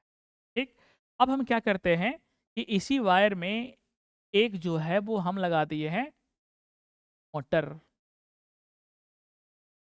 जो घर में जो स्टार्टर होता है ना, जिसको हम क्या बोलते हैं, स्टार्टर बोलते हैं ना इसको, स्टार्टर। यहाँ तक बिल्कुल सही है ना।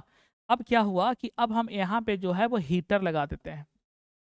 यहाँ पे जो है वो क्या लगा दिए, हीटर।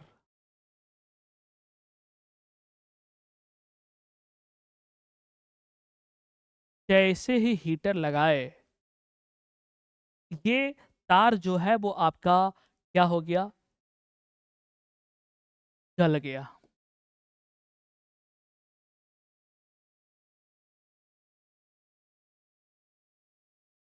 तार क्या हो गया भैया, गल गया। क्या ऐसा आपने कभी देखा है कि अगर कोई एक तार लाए एक सिंपल सा, और उसमें आप लोग को ये भी घर में बोला जाता है कि ये तरिया जो है वो लोडवा थमेगा, कि तरिया जल जाएगा, ऐसा कभी सुने हो? जैसे एक तार है उसमें हम 4 पंखा को चला रहे हैं, अब उसी तार पे अगर हम 10 पंखा को जला दें, चलवा दें, तो क्या वो तार रहेगा या जल जाएगा?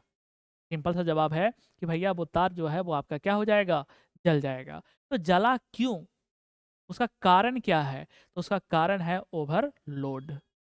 ओवरलोड, जिसे हम हिंदी में क्या बोलते हैं, अति भारण। क्या बोलते हैं, अति भारण।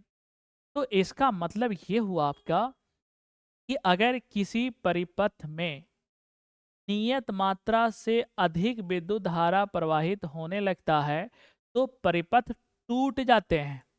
इसी घटना को अतिभारण कहते हैं। ध्यान से सुनिएगा। यदि किसी परिपथ में नियत मात्रा से अधिक विद्युत धारा प्रवाहित होता है तो परिपथ टूट जाते हैं। परिपथ टूटने का मतलब वो या तो तार का गल जाना, या तार का लहक जाना, या तार का टूट के अलग हो जाना, उसी को बोलते हैं परिपथ का टूटना। इसी घटना को हम क्या बोलते हैं? अतिभारण। क्या बोलते हैं उसको? अतिभारण। ठीक है। तो अगर हम परिभाषा इसका लिखें तो परिभाषा हम यहाँ से लिख देते हैं आपको। आंसर, जहाँ से आंसर लिखेंगे ना आप लोग एग्जाम में, वहीं से लिखिएगा। यदि किसी परिपथ में, यदि किसी परिपथ में नियत मात्रा से, नियत मात्रा से अधिक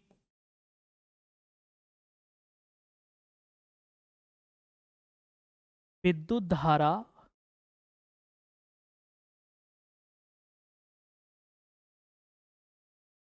प्रवाहित होने लगता है तो,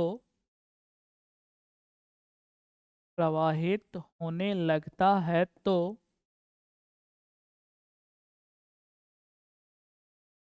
परिपथ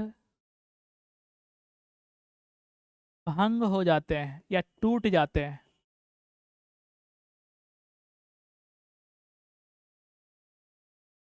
उस घटना को, उस घटना को अतिभारण कहते हैं।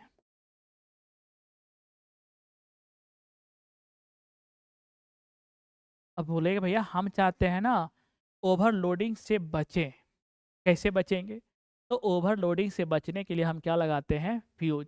जैसे ही विद्युत धारा का मात्रा बढ़ेगा तो आपका परिपथ को भंग होने नहीं देगा, वो अपने आप को जला लेता है ना।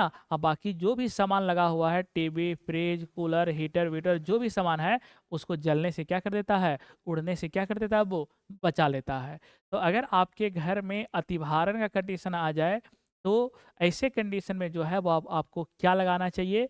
विद्युत फ्यूज लगाना चाहिए, है ना। इससे बचने के लिए आपको क्या लगाना चाहिए? विद्युत फ्यूज। और ये फ्यूज क्या चीज़ का बना होता है? Lead plus tin. इसका प्रतिरोध कैसा होता है? उच्च। इसका गलनांक कैसा होता है? यानी कि विरोध पूरा करेगा। अब जब पूरा विरोध कर लेगा तुरंत ये गल भी जाता है, क्योंकि इसके अंदर एक पतला सा वायर होता है ना। ये तुरंत गल जाता है, इसलिए इसका गलनांक जो है वो कैसा होता है? निम्न होता है। राइट। किसका? विद्युत फ्यूज के अंदर जो वायर होते हैं उसका गलनांक निम्न होता है और उसका प्रतिरोध उच्च होता है। इसको दिमाग में याद रखिएगा। चलिए आगे बढ़ते हैं। लघु पथन, इसका भी नाम हम लोग आए दिन सुनते रहते हैं। कहाँ पे सुनते हैं? कि दुकान वगैरह जो है वो हम लगा के चले आए और रात में जो है वो आग लग गया। आखिर ऐसा उसमें क्या हुआ कि उसमें आग लग गया? क्या उसमें कोई मोमबत्ती फेंक दिया? नहीं। क्या उसमें कोई जाके आग लगा दिया? नहीं। तो फिर उसके अंदर ऐसा क्या हुआ कि उस गोदाम के अंदर, उस दुकान के अंदर आग लग गया? तो वो हो सकता है लघु पथन, जिसको हम इंग्लिश में बोलते हैं शॉर्ट सर्किट। क्या बोलते हैं उसको? Short circuit. ठीक है। तो इसका मतलब होता है शॉर्ट सर्किट। और ये घटना जो है वो होता कैसा है? तो सबसे पहले बता दें कि लघु पथन क्या है भाई मेरे। तो हम बोलेंगे भैया यह एक घटना है। चलिए माइंड में सेट हो गया। यह एक क्या है? घटना है। ये घटना में होता क्या है? हम बोलेंगे भैया इस घटना में आग लग जाता है।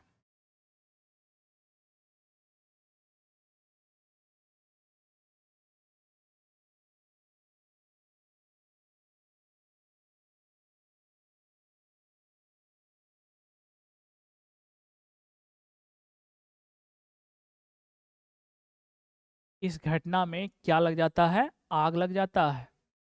फिर से बच्चों के दिमाग में चल रहा होगा कि भैया ये बताइए आप कि ये आग जो है वो लगता कैसे है ना? ऐसा इसके अंदर क्या होता है कि आग लग जाता है? तो हम ये बोलेंगे उसको कि भाई 2 तार होता है। पोल पर से जो हम मँगाते हैं वो 2 तार मँगाते हैं। एक आपका होता है लाइव वायर,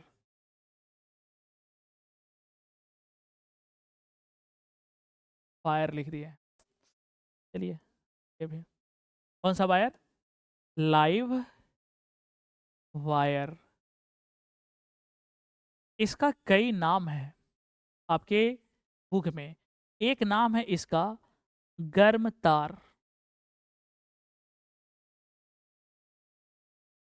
या इसका एक और नाम है विद्युन्मय तार या इसको ठेठ भाषा में हम लोग नहीं बोलते हैं, ये गरम है और ये ठंडा है, बोलते हैं कि नहीं? पोल पर से कितना वायर मंगाते हैं? 2 वायर, एक गरम और एक ठंडा, है ना? तो ये जो आपका गरम तार है उसी को हम बोलते हैं लाइव वायर, उसी को बोलते हैं विद्युतमय तार, उसी को बोलते हैं फेज वायर, फेज वायर। ये भी आप लोग सुना होगा कि हम पोल पर से 1 फेज लाए हैं, 2 फेज लाए हैं, 3 फेज लाए हैं, सुने हो कि नहीं? है ना? तो जो हम गरम तार लाते हैं उसी को हम बोलते हैं फेज वायर या बोलते हैं विद्युन्मय तार या बोलते हैं लाइव वायर। ठीक, तो पोल पर से कितने वायर लाते हैं? 2। एक कौन लाते हैं? एक तो आपका हो गया ये गरम तार और एक लाते हैं ठंडा। क्या लाते हैं? ठंडा तार, जिसको हम बोलते हैं न्यूट्रल वायर, न्यूट्रल वायर। इसी को हम बोलते हैं उदासीन तार,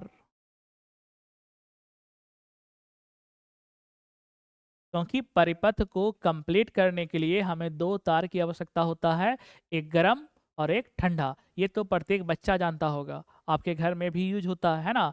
उसी को हम बोलते हैं उदासीन और एक को हम बोलते हैं विद्युन्मय। ठीक, अब देखिए, अब खेला क्या होता है कि ये दोनों जो है वो बिल्कुल अलग होना चाहिए। जो आपका गर्म है और जो आपका ठंडा है वो बिल्कुल एक दूसरे से क्या होना चाहिए? अलग होना चाहिए। और अगर ये सटा, कौन? विद्युन्मय और कौन? अगर ये दोनों जैसे ही स्पर्श में आया,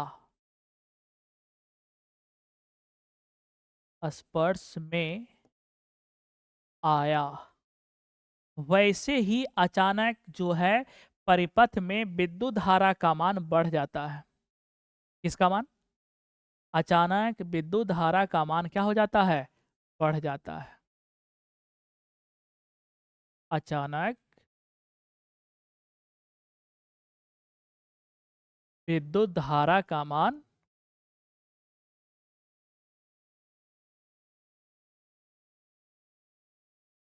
बढ़ जाता है और यही विद्युत धारा का मान बढ़ने से जो है वो आपको जो है यहाँ पे क्या लग जाता है? हीट उत्पन्न होता है और हीट उत्पन्न होने से क्या लग जाता है? आग लग जाता है। इसी घटना को हम क्या बोलते हैं? लघु पथन। तो सिंपल इतना बड़ा कहानी आपको नहीं लिखना है एग्जाम में, आपको केवल कहानी ये लिखना है कि जब किसी परिपथ में गर्म तार और ठंडा तार आपस में सट जाते हैं तो अचानक विद्युत धारा का मान बढ़ जाता है ना? इस घटना को लघु पतन कहते हैं। वहाँ पे ये सब नहीं कि आग लग जाता है, बम फट जाता है, ये सब लिखने की उतना कोई आवश्यकता नहीं है ना? तो एग्जाम में परिभाषा बिल्कुल सूटेबल होना चाहिए और अच्छा होना चाहिए ताकि हमें आसानी से नंबर गेन हो सके। बातें तो समझ में आ गया। अब यहाँ पे परिभाषा लिख देते हैं। जब किसी परिपथ में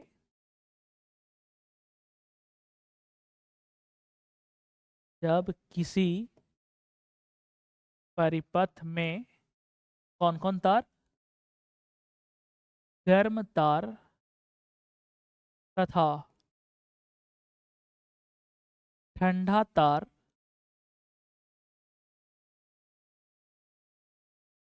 आपस में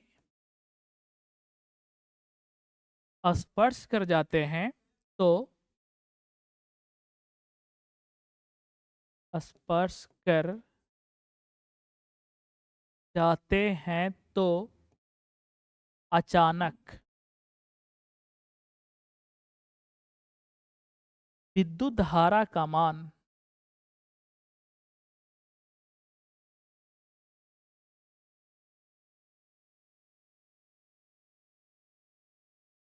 बढ़ जाता है।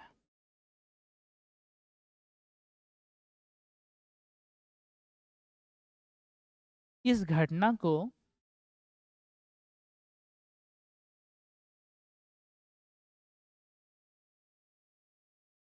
इस घटना को लघुपथन कहते हैं।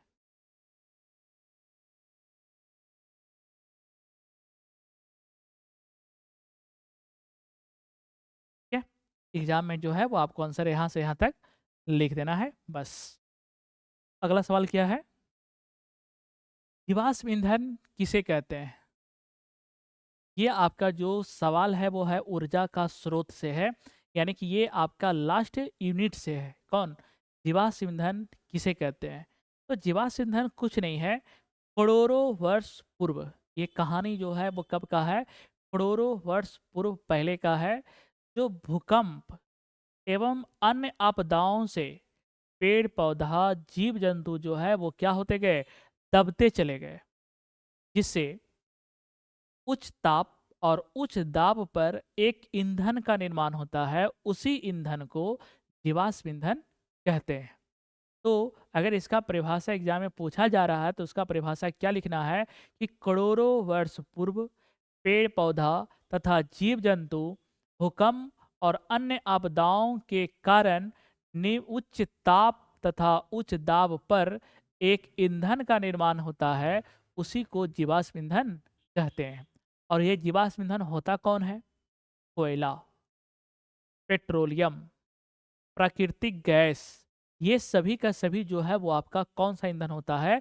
तो मेरा आंसर होगा जीवाश्म ईंधन, है ना। जैसे मान लीजिए कि भूकंप हुआ, पेड़ पौधे दब गए, और ये जो है वो समय बीतता जाएगा और ये पेड़ पौधा जो है वो आपका नीचे दबता जाएगा। और हम जानते हैं कि जैसे जैसे नीचे जाते हैं वैसे वैसे धरती का तापमान जो है वो बढ़ता जाता है। उसका जो दाब है वो क्या होता जाएगा? बढ़ता जाएगा। और उच्च ताप और उच्च दाब पर एक ईंधन का निर्माण होता है ना। उसे जीवाश्म ईंधन कहते हैं। ईंधन का मतलब क्या हुआ भाई? ईंधन का मतलब ये हुआ कि जो वायु की उपस्थिति में ऊष्मा तथा प्रकाश उत्पन्न करता है उसे ईंधन कहते हैं, राइट। और जो जमीन के अंदर मिलता है उस ईंधन को ही हम बोलते हैं जीवाश्म ईंधन। ठीक। तो अगर इसका परिभाषा आए तो एग्जाम में केवल आपको इतना ही लिख देना है कि करोड़ों वर्ष पूर्व। इसका आंसर क्या लिखना है? करोड़ों वर्ष पूर्व। करोड़ों वर्ष पूर्व पेड़ पौधा और जीव जंतु, पेड़ पौधा तथा जीव जंतु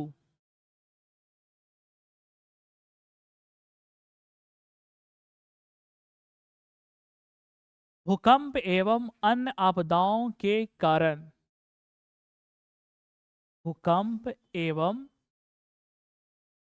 अन्य आपदाओं के कारण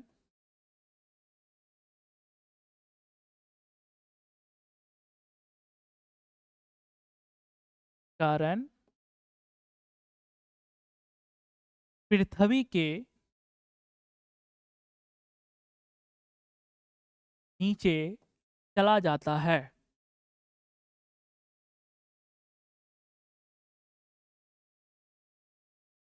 चला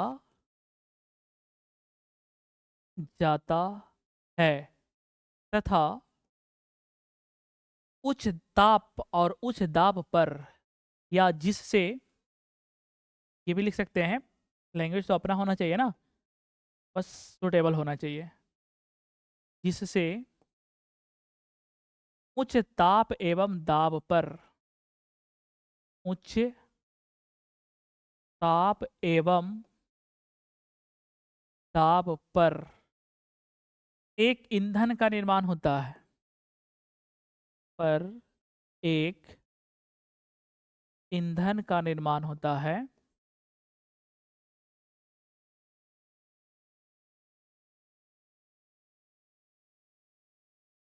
उसे जीवाश्म ईंधन कहते हैं।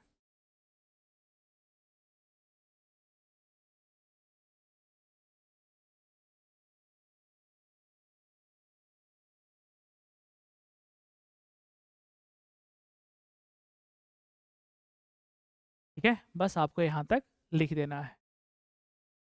चलिए, 2 सवाल और बाकी है। उसके बाद आपका क्या है? नाभिकीय संलयन किसे कहते हैं?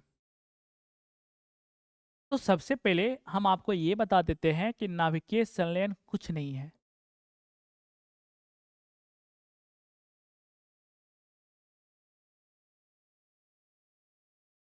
तो बच्चे बोलेंगे, भैया आप मजाक बड़ा खतरनाक करते हैं।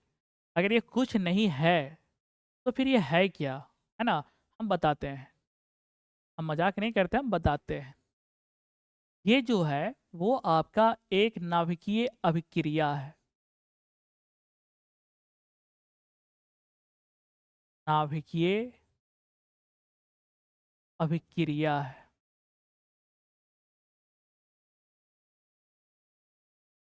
चलिए, यहाँ तक तो ठीक लगा, लेकिन अभी भी आपके मन का सवाल जो है वो समाप्त नहीं हुआ है। फिर से ये आपके मन में चल रहा होगा कि नाभिकीय अभिक्रिया कैसा, किस प्रकार का? तो हम बताते हैं कि इसमें होता क्या है कि दो छोटा छोटा नाभिक, इसमें दो छोटा छोटा नाभिक,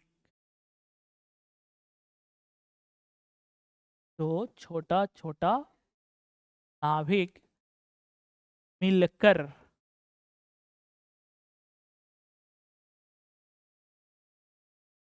एक बड़ा नाभिक का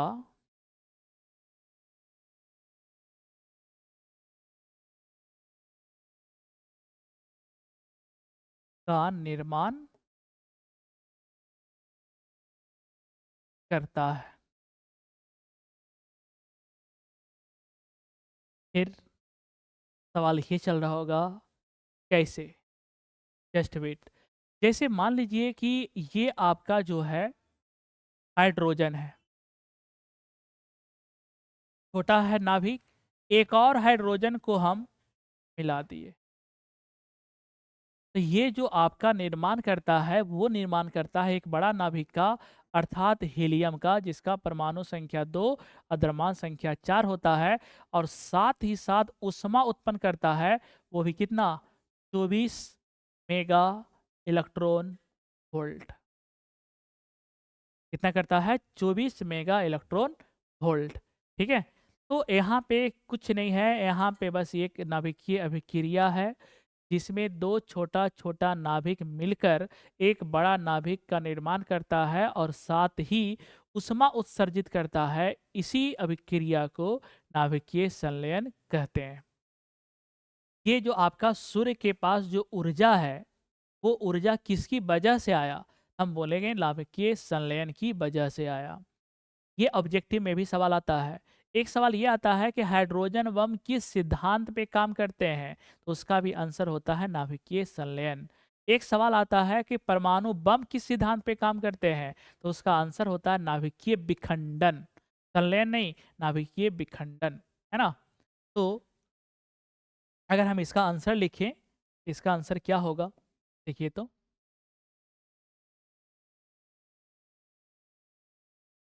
आंसर वैसा नाभिकीय अभिक्रिया।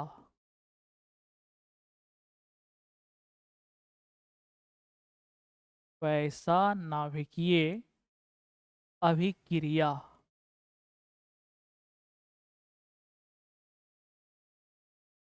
जिसमें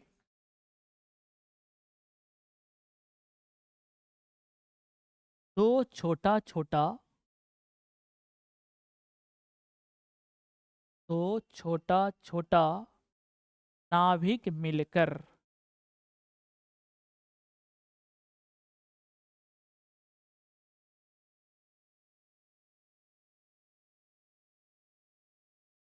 एक बड़े नाभिक का निर्माण करता है।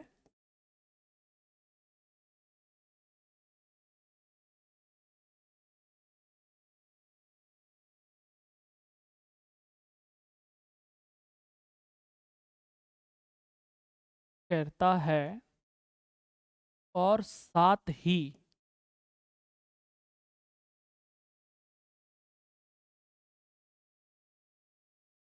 ऊष्मा उत्सर्जित करता है, उसे नाभिकीय संलयन कहते हैं।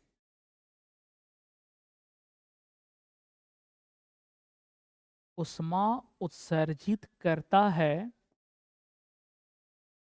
उसे नाभिकीय संलयन कहते हैं।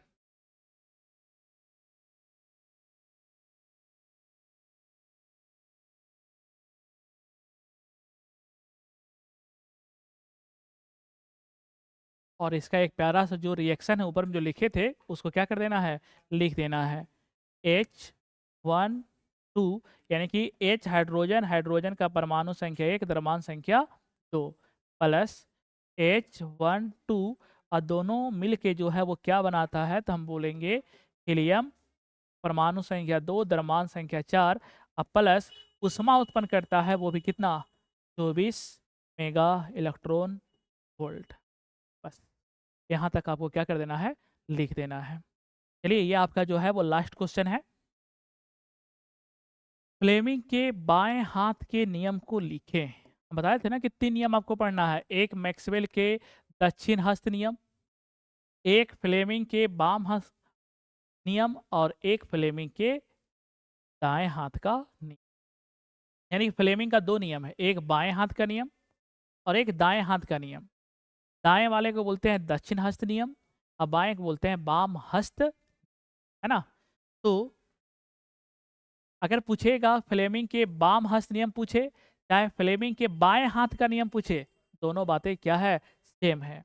अब बोलेगा भैया ये नियम जो है क्या बताता है, तो फिर से हम बोलेंगे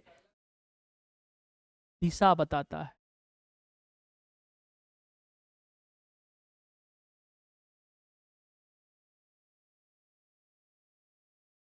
और इस नियम में हम 3 उंगली का प्रयोग करते हैं। कितना उंगली का प्रयोग करते हैं, 3 उंगली का प्रयोग करते हैं। कौन कौन, एक उंगली जो है वो आपका होता है तर्जनी, एक जो उंगली होता है वो आपका है मध्यमा,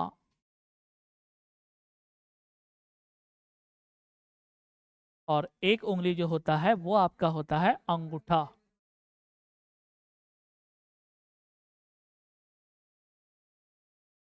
तो फ्लेमिंग ने कितने उंगली का प्रयोग किया, 3 उंगली का। कौन कौन, तर्जनी, मध्यमा और अंगूठा। तर्जनी भाई मेरे इसको बोलते हैं, ये क्या है, तर्जनी है, ये क्या है, मध्यमा है, और ये क्या है, अंगूठा है। लेकिन ये आपका दायां हाथ है ना, यहाँ पे बोला गया है बाएं हाथ का नियम। ठीक, तो कितना उंगली का प्रयोग करना है, 3 उंगली का। कौन कौन, ये क्या है, तर्जनी, ये क्या है, मध्यमा, और ये क्या है। इसको इस प्रकार से व्यवस्थित करना है कि तीनों उंगली एक दूसरे पे परस्पर लंबवत हो, यानी इस प्रकार से। देखिए दिख रहा है ना अच्छे से, इसका लंबवत ये हुआ, देखिए इसका लंबवत ये हुआ, इसका लंबवत ये हुआ, और इसका लंबवत ये हुआ। या तीनों उंगली एक दूसरे के परस्पर क्या होना चाहिए, लंबवत होना चाहिए। जिसमें तर्जनी जो है चुंबकीय क्षेत्र की दिशा को बताता है, मध्यमा जो है वो विद्युत धारा का दिशा को बताता है, और अंगूठा जो है वो आपके बल की दिशा को बताता है ना।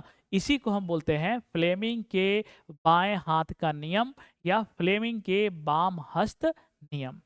ठीक है, चलिए देखिएगा यहाँ पे, तो ये तर्जनी जो है वो क्या बताता है भैया, तो हम बोलेंगे ये तर्जनी जो है वो आपका चुंबकीय क्षेत्र की दिशा बताता है। चुंबकीय क्षेत्र की दिशा। ये जो मध्यमा है, ये उंगली क्या बताता है? हम बोलेंगे विद्युत धारा का दिशा।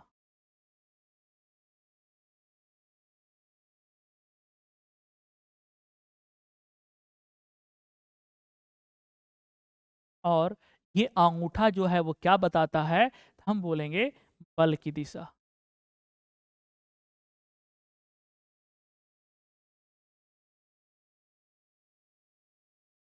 ठीक है, चलिए एक बात बताओ कि अगर हम इसको नियम में लिखें तो कैसे लिखेंगे? तो हम ये बोलेंगे कि फ्लेमिंग ने अपने बाएं हाथ के 3 उंगलियां को इस प्रकार व्यवस्थित किया कि तीनों एक दूसरे के क्या है? लंबवत है। जहां तर्जनी चुंबकीय क्षेत्र की दिशा को बताता है, मध्यमा विद्युत धारा का दिशा को बताता है और अंगूठा बल की दिशा को बताता है, उसे फ्लेमिंग के बाएं हाथ का नियम कहते हैं। ठीक, चलिए इसको लिख लेते हैं।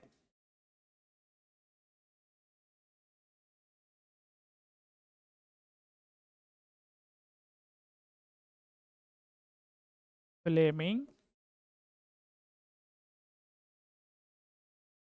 ने अपने बाएं हाथ के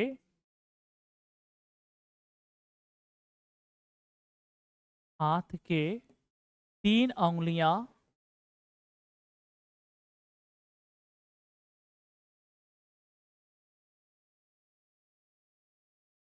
कौन कौन? तर्जनी, कौमा, मध्यमा तथा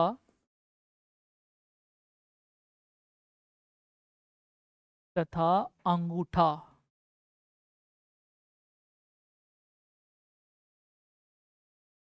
को इस प्रकार व्यवस्थित किया गया कि इस प्रकार व्यवस्थित किया गया कि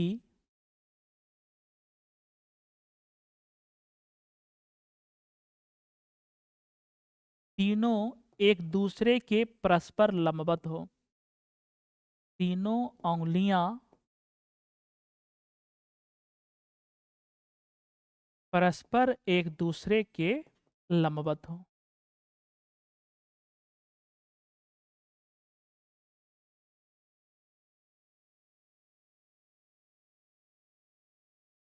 एक दूसरे के लंबवत हो।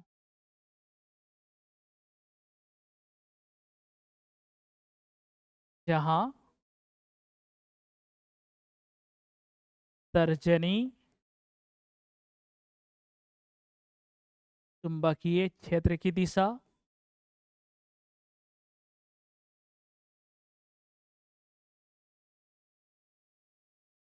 कौमा मध्यमा विद्युत धारा का दिशा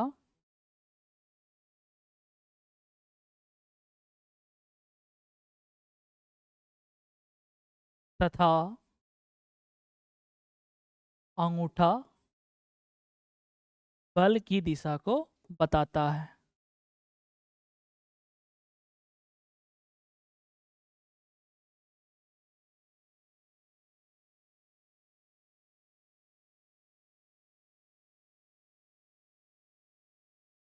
उसे फ्लेमिंग के वाम हस्त नियम कहते हैं। फ्लेमिंग के वाम हस्त नियम कहते हैं।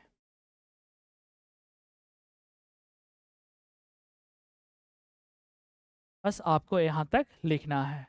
एक ऑब्जेक्टिव का इससे सवाल आता है, ये सवाल ये होता है कि विद्युत मोटर कौन सा सिद्धांत पे काम करता है, कौन सा नियम पे काम करता है? तो मेरा आंसर होगा फ्लेमिंग के बाएं हाथ, सॉरी विद्युत मोटर नहीं, विद्युत जनरेटर है ना, कौन सा नियम पे काम करता है? तो फ्लेमिंग के बाएं हाथ के नियम पे काम करता है। और जो जनरेटर होता है वो फ्लेमिंग के दाएं हाथ के नियम पे काम करता है, ये दोनों जो है वो ऑब्जेक्टिव के तौर पे याद रख लीजिएगा। जनरेटर किस पे काम करता है? फ्लेमिंग के बाएं हाथ के नियम पे। अब मोटर किस पे काम करता है? तो फ्लेमिंग के दाएं हाथ के नियम पे। ठीक है, इतना आपको याद होना चाहिए। ठीक, चलिए, ये आपका 10 क्वेश्चन जो है वो हो गया कंप्लीट, है ना। इसको अच्छे से जो है वो नोट्स तैयार कर लीजिएगा